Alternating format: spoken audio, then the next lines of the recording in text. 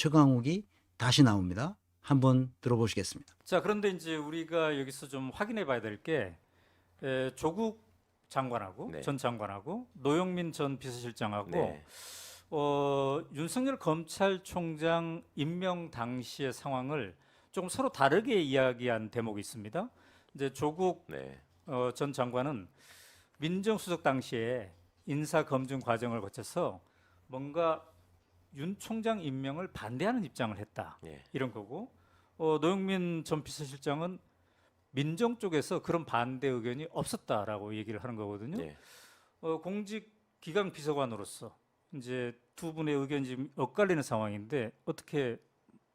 그래서 저는 그 부분에 대해서 노 실장님하고 이 네. 검찰총장 임명 문제에 대해서 직접 얘기해 본 적이 없어서 네, 네. 정확히 어떤 사실관계나 어떤 입장에서 그 말씀하시는지는 저는 알고 있는 바가 없고요. 네. 하여튼 제가 알기로는 네. 왜냐하면 이 인사 추천이 이루어진 후에 검증을 해서 그 결과 보고를 하는 유일한 사람은 공직기관 비서관이기 때문에 아, 제가 이 사람은 부적격이다라고 여러 차례 보고서를 올렸기 때문에 네. 그게 민정이 그렇게 얘기한 적이 없다라고 말씀하시는 거는 그 기록상이나 절차상으로는 안 맞는 말씀인 것 같고 혹시 뭐 막 적극적으로 절대 안 된다라고 네. 뭐 일치 단결해서 반대하더라 뭐 그렇지는 않았다라는 취지의 말씀이라면 그건 맞는 말씀이실 수 있는데 네.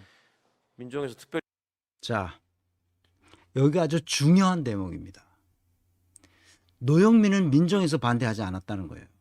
그런데 최강욱은 엄청나게 반대를 한 거죠.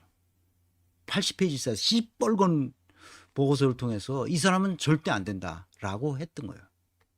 그런데 아니 공직기강 비서관은 최강욱인데 여기서는 안 된다고 그랬는데 민정수석에 올라가면 누그러지는 거죠. 그래서 노영민이 비서실장으로서 보니까 민정수석은 반대하지 않는 거야. 무슨 말인지 이해하시겠어요, 이제? 노영민은 민정수석실에서는 반대하지 않았다고 증언하고 있다고. 그래서 자기는 그거를 대통령한테 그대로 갖다 준 거지. 비서실장이 모든 이 목을 쥐고 있거든. 대통령으로 들어가는 정보를 다 쥐고 있다고. 누가 최강욱 의견과 반대 의견을 냈겠습니까? 뻔한 거죠. 조국이 반대 의견을 내지 않았습니다. 그러니까 노영민이 아니 민정수석실에서는 반대하지 않았는데 그러는 겁니다. 그런데 노영민은 무슨 생각을 하고 있었느냐? 최강욱이 반대하는 것도 알고 있었을 거고 다 알고 있었을 거예요. 그런데 문제는 문재인이죠. 문재인이 무슨 생각을 하고 있었냐? 문재인도 조국과 비슷한 생각을 하고 있었어요. 왜? 조국을 후계자로 생각하고 있었거든. 그 눈빛을 보나 청와대 사람들은 다 알고 있었다고 그래요.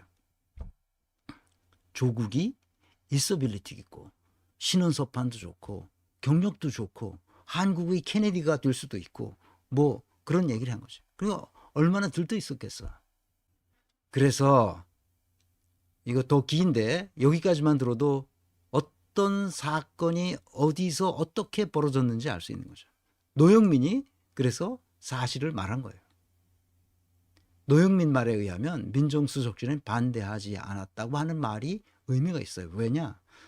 서울중앙지검장 시절 조국을 띄워주는 언행을 많이 했잖아. 아까 이진동 기자와 대담해서 한국의 케네디를 만들어주고 싶다. 대통령을 만들어야 된다. 조국을. 이런 얘기를 윤석열이 다 했죠. 녹아난 거야. 그래서 뭐가 나오느냐. 조국은 알고 있을까? 이렇게 나와. 아까 읽어드린 바로 이거. 검찰, 중앙지검, 특수부를 확 늘려주는 겁니다. 그것이 바로 검찰개혁이라고 말하는 겁니다. 누가? 조국이. 적폐 수사를 잘하고 있었다. 적폐는 사람을 수사하는 게 아니죠. 구조와 시스템을 바꾸는 게 적폐 청산이잖아요. 근데 구조와 시스템은 하나도 손대지 않았어요. 검찰이 잘하고 있다고 말하는 겁니다. 특수부를 윤석열이 원하는 대로 다 늘려준 겁니다. 그런데 이거 점점 이상해지잖아. 그리고 자기가 장관으로 가가지고 뭐 한다고 그러니까 칼 맞은 거죠. 그 팽당한 사람들도 있고, 이 사람들의 증언을 들어보면, 뉴스타파에서 나왔는데 들어보면 그렇게 해석하는 것이 옳다는 생각을 하시게 될 겁니다. 그래서 시스템적 사고도 조직론적 사고도 시대정신도 역사의식도 없는 사람이 민정수석을 했다는 거예요. 그래서 내가 뭘 얘기하느냐, 지난 시간에 얘기했듯이 돈, 권력, 명예를 추구하는 사익 추구의 관계로 나갔으면 그것이 곧 적폐로 바뀌고 적폐 청산이 어려워지게 된다는 거예요. 그래서 여기 앞에 보면 직무가, 자기가 맡은 직무를 사유화하는 거예요. 이거 내가 출세하는데 이용할 수 있을까? 출세하는데 도움이 될까? 이런 생각을 하다가 이제 등 뒤에서 칼을 맞은 거죠. 직무의 성과 책임을 감당하지 못한 겁니다. 자기 이익을 위해서 자기가 마땅히 했어야 할 일을 하지 않은 거예요. 그렇게밖에는 달리 해명할 길이 없습니다.